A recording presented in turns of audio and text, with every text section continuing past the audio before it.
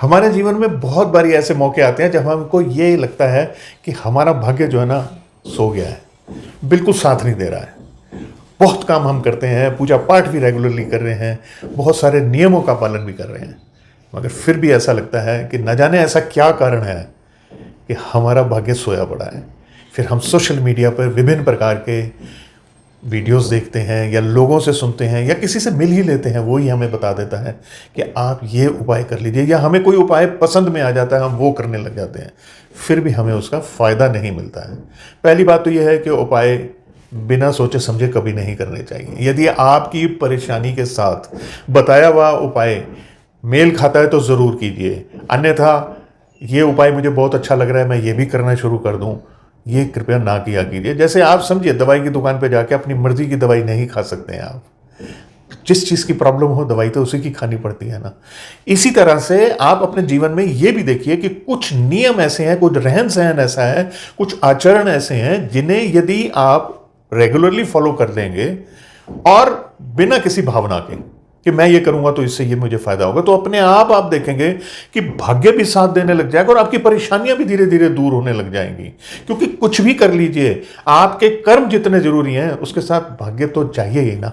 अब भाग्य को अच्छा करने के लिए या आपको जीवन में कैसे जीना चाहिए, इसके लिए मैं आपके लिए छोटे छोटे पॉइंट्स लेकर आता रहता हूँ और वो बहुत कारगर पाए जाते हैं, तभी मैं आपके समक्ष रखता हूँ और आपका दिल भी मानता होगा कि जो मैं कह रहा हूँ उसमें दम तो होता ही है। अब एक और मैं आपको वीडियो दे रहा हूँ, इसमें आपको मैं कोई करीब 6 के करीब ऐसे मैं आपको पॉइंट्स दूंगा जिनको यदि आप अपने जीवन में अपना लेंगे तब आप देखेंगे कि आपका भाग्य साथ देना शुरू हो गया और आपको ऐसा लगेगा कि अब आपकी समस्याएं कम होनी शुरू हो ही गई हैं। देखिए, पहला पॉइंट ये है कि आप अपने घर में जो आपका पूजा स्थल है वहाँ पर आप एक चांदी का या पीतल का ही एक लोटा ऐसा ले आइए जिसके ऊपर ढक्कन लगा हो और उसमें आप गंगा जल भर के रखें। अब यदि आप गंगा जल का अरेंजमेंट नहीं कर सकते हैं तो किसी गुरुद्वारे का अमृत, किसी सरोवर का अमृत उसमें स्टोर करके रख दीजिए। वो भी नहीं है अगर हो पाएगा आपसे तो वर्षा का जो जल होता है, जब वर्षा होती है उसका पानी एकत्रित कर लीजिए, उसे पूरी तरह से भर के रख लीजिए।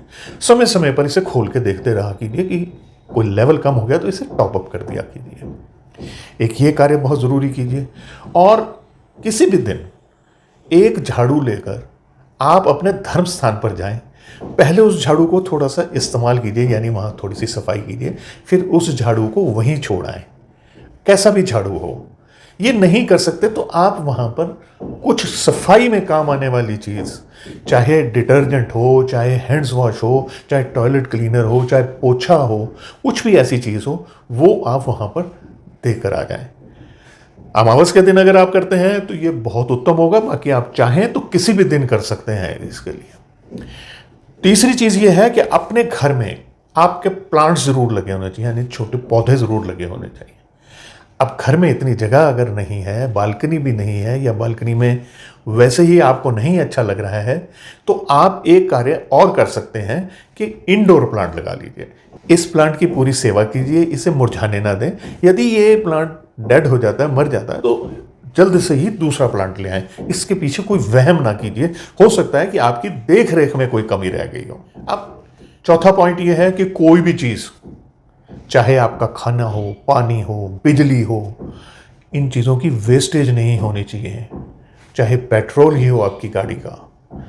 देखिए, अक्सर मैंने देखा है कि बच्चे घरों में पंखे चलते हुए छोड़ देते हैं, लाइटें जलती रहती हैं बिना मतलब में, रज़ाई लेकर सो रहे हैं लेकिन एसी साथ में चल रहा है। देखिए, बिजली की वेस्टेज एक बहुत बड़ी वेस्टेज है। पानी की वेस्टेज, नलकों टपक रहे हैं तो उसको ठीक नहीं करवाते, टॉयलेट्स में नलके बह रहे होते हैं, एक एक ड्रॉप करके ही निकलें। लेकिन आप ये देखिए कि इससे आपकी जन्म कुंडली का चंद्र बहुत बुरी तरह से अफेक्टेड होता है। खाना जूठा छोड़ते हैं तो आपका मंगल और आपका सूर्य कमज़ोर होता है। जितने मैं उपाय बता रहा हूँ इनके सबके किसी न किसी ग्रह के साथ संबंध है, तो इसलिए वेस्टेज तो कभी करनी ही नहीं चाहिए किसी भी वस्तु की। कोशिश कीजिए कि कोई ज़रूरत जब तक बड़ी ना आ जाए तब तक कोई लोन ना लीजिए। जब नाक से ऊपर पानी हो जाए और कोई रास्ता न निकले तभी आप लोन के तरफ जाइए। ऐसा नहीं है कि कोई वस्तु घर की ख़राब हो गई, हम तो ठीक नहीं करवाते जी, फट उसे ईएमआईज़ में ले लिया, देखिए, लेना बहुत आसान है, लेकिन चुकाना कई बार बहुत मुश्किल हो जाता है। आपकी सैलरी अच्छी है, आपकी इनकम अच्छी है, लेकिन अगर बाई चांस आपकी तबीयत खराब होगी तब ज़रूरत है, इसके बिना काम नहीं चल सकता और आज आपके पास धन की उपलब्धि नहीं है, आप ज़रूर लीजिए ईएमआईज़ पे। लेकिन जैसे खर्च पर नियंत्रण होना चाहिए, ऐसे ईएमआईज़ लेने पर भी नियंत्रण होना चाहिए। किसी को खुश करने के लिए, दिखावे के लिए यदि आप कोई लोन ले लेते हैं तो वो आपके जी का जंजाल बन जाता है। एक सिंपल सी बात मैं ये मानता हूँ कि जो उधार का पैसा जितनी आसानी से मिलता है, उसे चुकाना उतना ही मुश्किल होता है। लास्ट में आपको मैं कहना चाहूँगा कि हमें थैंकफुल होना चाहिए इस ईश्वर का, अपने ईष्ट का, अपने बड़ों का, जिनके कारण आज हमारे को जो कुछ भी है वो मिला तो है ना। यदि वो भी ना देते, यदि ईश्वर ने जो कुछ भी दिया है वो भी ना देता, तो हम क्या बिगाड़ लेते उसका हमेशा थैंकफुल रहिए। शिकायतें मत कीजिए। कभी भी शिकायत करते हैं तो उससे हमारा गुरु ग्रह बहुत बुरी तरह से प्रभावित होता है। जब भी आप किसी के सामने भगवान के लिए कोई बात करते हैं तो सोच के समझ के बात करिए कि कोसना कभी भी नहीं है अपनी किस्मत को। आपको भगवान के सामने कभी भी कोई चैलेंज या कोई शर्त नहीं रखनी चाहिए। अगर तू है तो मेरा ये काम कर दे, अगर मेरा ये काम हो गया तो मैं ये कर दूंगा, मैं इतने का प्रसाद बांट दूंगा या इतने लोगों को खाना खिला दूंगा।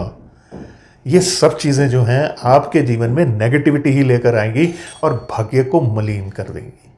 इसलिए जो मैंने आपको पॉइंट्स दिए हैं, ये सारे के सारे पॉइंट्स अति कारगर हैं। आप अपने जीवन में अपना लीजिए।